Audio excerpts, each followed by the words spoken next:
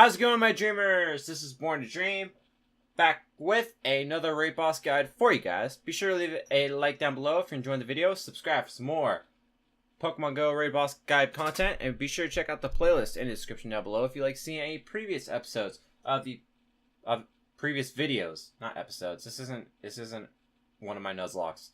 If you like seeing any previous videos of the Pokemon Go raid boss guide series, whatever it is, been doing plenty of raid boss guides here on the channel, and I actually have all of the raid boss guides done for all the other current raid bosses: Machamp, Piloswine, Alolan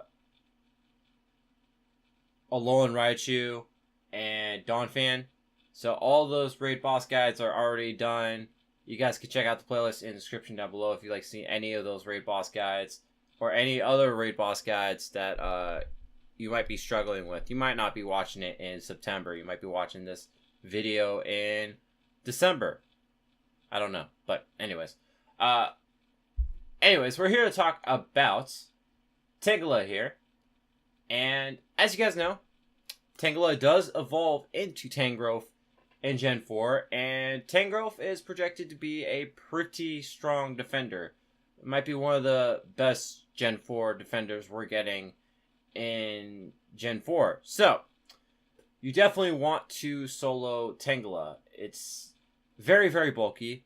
Not as bulky as Tangrowth, but it is very bulky. It's actually one of the bulkiest raid bosses we have had to date. I would say, other than like Claydol and then, oddly enough, Jolteon and Flareon. Tangela is very, very bulky, and unfortunately, if you're trying to raid Tangela just doesn't have a double weakness. Usually you can get by with certain raid bosses, like for example Onix. You can solo an Onix because it is a rock ground type. Not to say that you wouldn't be able to do it if it was a rock or a ground type, but because it's a rock ground type, it's easier to solo because of that double weakness. For Tangela, you're not going to be able to take advantage of that, but that doesn't mean that Tangela is impossible to solo. You just won't have as easy of a time with Tangela as you would with Onix. So, anyways, let's talk about the stats here. I already talked about its bulk, but it's got 183 attack. It's not a bad attacker either. 205 defense, one of the better defenders out there in terms of its defensive stat, and then 138 HP. HP doesn't matter for raid bosses because they're all set at 3000 if they are a tier 3 raid boss. So that stat is irrelevant here. So going over the moves, we got Vine Whip, Solar Beam, Vine Whip, Grass Knot, Vine Whip, Power... No, sorry, that's a legacy right there. Power Whip, interesting. Infestation, Solar Beam, Infestation, Grass Knot, Vine Whip, Sludge Bomb, and then Infestation, Sludge Bomb. So probably like the hardest moveset here might be like Infestation, Sludge Bomb, just because it's like, two different types. You guys see that A rating. It's like two different types, but I wouldn't say any of these movesets are very hard. Mostly because you're not too worried about losing to a Tangela, as in Tangela 6-0's your team. You're more worried about beating the clock. So I wouldn't worry too much about Tangela's attacks. As you guys will see in the videos, its attacks aren't really that much of a problem. It's just a sheer fact that it is so bulky that it is a problem. So they're not really, we can go into this, but I guess Infestation would work for... What would Infestation work for? There's nothing off the top of my head, because, like, all the counters that you would use for Tangela, they're not weak to Bug. So, Sludge Bomb also isn't really that good of a coverage move for Tangela either, because again, I can't think of any Pokemon that are weak to Infestation Sludge Bomb. So you're not worried about the moves. You're more worried about just taking the Tangela out. That's the thing with Tangela. So, going into its weaknesses here, this is very important because you're gonna need to know this when you are soloing Tangela. It does have a few weaknesses here. As a grass type, it does have a few weaknesses. So you got bug, you got fire, you got flying, you got poison, you got ice. So we're talking bug types. We're talking like, you know, your traditional bug types like Scizor, Pinsir, Heracross, if you are lucky enough to have a Heracross. Heracross actually, well, they all work pretty good. Fire types, just about anything, honestly. Well, not anything, but like your premier fire types. So, you know, Entei, Moltres, Flareon, Blastburn, Charizard. Those Pokemon would be ideal for Tangela solos. And I'd probably favor those over anything else I'm going to mention here. But flying, you got Hurricane Dragonite. You got Air Slash, Airlace, Rayquaza. Not much else other than that. Poison, you got Shadow Claw, Sludge Bomb, Gengar. That's really the only poison type that comes to mind here. Maybe like I'm really reaching here, but maybe like Acid, Sludge Bomb, Victory Bell. That's really reaching. I don't know if you would want to bring that to a solo raid. Victory Bell is better as a Leaf Blade attacker anyways, so don't do that. Ice types, you're talking about Jinx, Articuno. Infestation works for Jinx. Okay, there you go. There's a Pokemon that works for it. Infestation works for Jinx, but I guess, I mean, not everybody's going to use a Jinx for their solos. So, yeah, Jinx, Articuno, Regice, not Regice. Don't power up a Regice for Tangela, please. But I would say just those two, honestly, probably the best for Tangela. So, anyways, if you're looking for the perfect CP for a Tangela, the funny thing about Tangela is, I would say about a month ago, I was going through my Pokemon, right? And I noticed that I had a perfect Tangela from all the way back to December 2017. I'm so freaking happy I did not transfer that thing. So, but that was from an egg. That wasn't from a raid. All my Tangela raids sucked in terms of IVs. So if you're looking for like me to get a perfect Tangela in these solos, I didn't get one. So sorry. But anyways, 1262 is perfect for a Tangela if it's level 20, meaning it is not weather boosted whatsoever. And then if it's weather boosted, 1577 would be the CP you're looking for. So just clear weather because it's a grass type. So clear weather is the only weather that it would get boosted in. So yeah. Anyways, let's go ahead and we'll talk about its counters right there. So your counters for Tangela are Moltres. Well, superior counters are going to be Moltres, Entei, and Rayquaza. I think I mentioned all these guys. Pretty reasonable choices. I actually like Blastburn Charizard over these two, just because it has a 2-bar move. That's the only reason. I don't think Blastburn Charizard does more than either of these two, but I like Blastburn. I like moves that have 2 bars in them. They just feel really good to me. So, but anyways, your good counters are going to be Charizard, Flareon, Jinx, Salamence. Maybe I'll do a 6 Salamence versus Tangela raid. That will be fun. Yeah, so those are your good counters, and then we got the graph here. I mentioned Gengar as a Pokemon you can use. Shadow Claw, Sludge Bomb, Gengar works here. Again, Gengar is stupid frail though, so watch out for that. You got your traditional fire types down here. You got like Houndoom, Typhlosion, Blaziken, Arcanine, and then Dragonite's down here too. So, and I mentioned Jinx as well. Jinx is it's going to be a glass cannon against Tangela, so I wouldn't recommend bringing Jinx just because of infestation. So, but yeah, so let's go ahead and talk about the best weather to counter Tangela in, and I'm always bad at picking the right one here. It's like tier 3. No, not this, not this, not this. It's raid boss list, I think. Is it this? Yes. Okay. So whether you're probably gonna want to solo Tangela in if you are just starting out, it's probably gonna be windy, snowy weather, and I guess rain if you're using like Scizor and Pinsir. I'd say these 3 weathers right here are going to be the weathers you want if you have never tried a Tangela solo and you're just not sure if you can solo Tangela. It is a difficult solo, so it's completely reasonable if you need one of these weathers to boost you enough to take out the Tangela. But the weather that's kind of just like, doesn't really help at all is fog and partly cloudy weather. And then cloudy weather would probably be the most, well, I would say, alright, here's the thing about this. Sludge Bomb and all of its grass moves are boosted, and I guess Infestation is too, but that's not a big deal. The thing about Tangela is Sludge Bomb and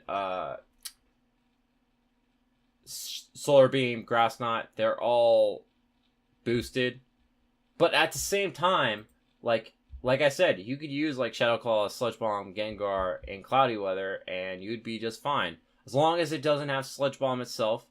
Again, I don't know if it's that big of a deal, but if you wanted to go in with Shadow Claw, Sludge Bomb, Gengar, and Cloudy Weather, you can, as long as it doesn't have Sludge Bomb. And then in Clear Weather, you know, you have all your fire types there. If you can avoid a Sludge Bomb Tangela, I guess basically avoid Sludge Bomb. But it, well, wait, I'm sorry. Hold up. You want to avoid Grass here because Grass is boosted in Clear Weather. So, I mean, if you want to go in with all your fire types, you can do that, and you'd probably still do pretty well. In fact, all my solos are in Clear Weather, so you might want to do that if you're going in with like Moltres and Entei and Charizards and Flareons and whatever other fire types you want to bring to a solo. So I wouldn't say there's a weather that's like Tangela is really difficult in, just because I don't think you really have to worry about Tangela's moves. It's just these weathers boost its charge attacks. That's really it. But I don't think it makes it any more difficult, if that makes sense. But anyways, I think that's about it for the Game Press side of things. We're going to go ahead and jump into the solos right now.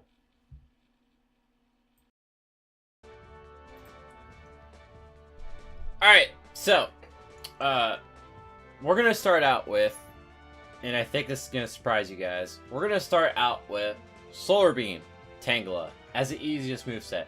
Now you might be sitting there and you might be wondering, why on earth would Solar Beam be the easiest to solo? It's a stupid hard-hitting move, and Tangela gets stabbed from it. So why is it the easiest move to solo?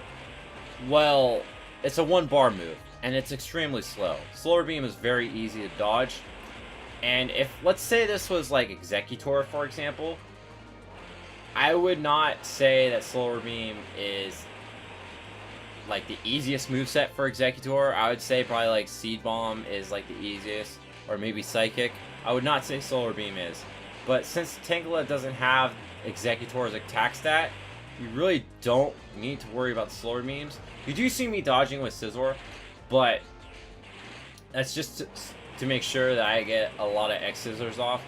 Honestly, I think you could just run through Solar Beam Tangela and not worry too much about the Solar Beams. I didn't try like a no dodge strategy against Tangela, so I can't say for absolute certain that's the case. But you guys just see how little those Solar Beams are doing to Scizor, because Scizor is a Steel and Bug type. I think it is a good choice against, well, I take that back. Actually, this is probably... I don't think Scizor was the best choice for this solo. And that's just because I don't think Scizor was doing a lot of damage. Because I was doing a lot of dodging, I'll say that. But you guys will see it did hurt me quite a bit in this solo. Usually, when you're trying to solo raid boss, you try to solo it with like 90 seconds. Like you try to solo a Tangela. You try to get the Tangela into the yellow in 90 seconds. I got the Tangela to the yellow at like 82 seconds. So I'm really far behind right now. I'm not doing too well. But you guys can see just why I love Blast Burn Charizard so much. Because you could just keep going for these Blast Burns. I'm able to dodge that. And I'm going to get more charge for my charge meter. And so I'm able to fire off these Blast Burns even more. I don't have to sit around and wait for an overheat. I can just keep going for these Blast Burns as much as I want to, basically. And it's going to take me out with a Solar Beam right there. I'm going to go with Entei and Moltres. You guys will be able to see, probably not in this solo, but you guys will be able to see just how much overheat in the sun does so much to Tangela. It just does a ridiculous amount of damage. So, managed to take out the Tangela. Again, this is weather boosted. I'm pretty sure this one was weather boosted.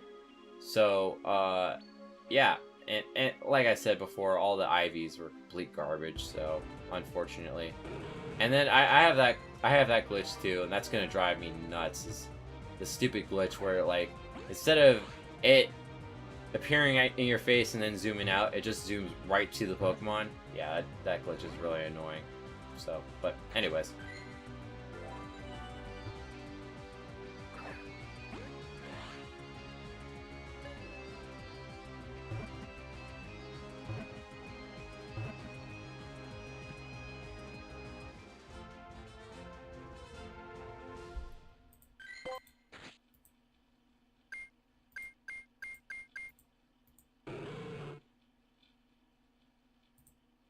Alright, so next up we have Sludge Bomb Tangela. I do think Sludge Bomb Tangela is a little bit better than Solar Beam, but it's not as good as Grouse Knot. The reason why Sludge Bomb is higher than Solar Beam here is because unless you're going in with Scizor, which in this case, I think Scizor is very good to use against Sludge Bomb Tangela, because Sludge Bomb doesn't do as much to Scizor as Solar Beam would. I mean, I'm not even dodging these Sludge Bombs, and you guys can just see just how many X Scissors I'm going for. I mean, Scizor is just a ridiculous Pokemon to begin with, because it just goes for so many X Scissors, but Sludge Bomb is harder than Solar Beam because Sludge Bomb will do neutral damage to your fire types, so that's why it's a little harder. But I mean, it doesn't get stabbed, so it's still not that much of a problem to deal with. Like I said multiple times, it's just whether or not you could beat the Tangela before it beats you, or before the time runs out. The Tangela it won't take you out, so you don't have to worry about that. You just want to do as much damage to Tangela before the time runs out. So again, I'm using Blast Burn Charizard here. Blast Burn is really helping me there, and I can just I've probably fired off like 10 or 11 Blast Burns, so it's really nice. Now here's where you're going to see how much damage Moltres does. Well, I guess it didn't do that much. I don't know. The screen's a little smaller for me than it is for you guys while I'm watching this, so you guys will see how much damage I did. A lot better than I did, but it still does quite a bit of damage. And I was actually pretty surprised like how fast I was soloing this Tangela. Like, I think I'm gonna get this with like 30 seconds left, and usually the solos I see, people are usually pretty close to beating it. So I think having pretty much a maxed out Entei and a maxed out Moltres makes all the difference in the world in these solos. And that might be something you guys don't have powered up, not only because they're hard to get, but just because their use in the meta isn't that strong. I beat this with like 42 seconds left. That's pretty good. They don't have a very strong use in the meta, but they're still extremely good against Tangela. And I had these powered up for Pinsir anyways, so... And I have them powered up for my league as well, which I've been talking a lot about on the channel. But they'll probably make this raid very easy for you if you have those two powered up.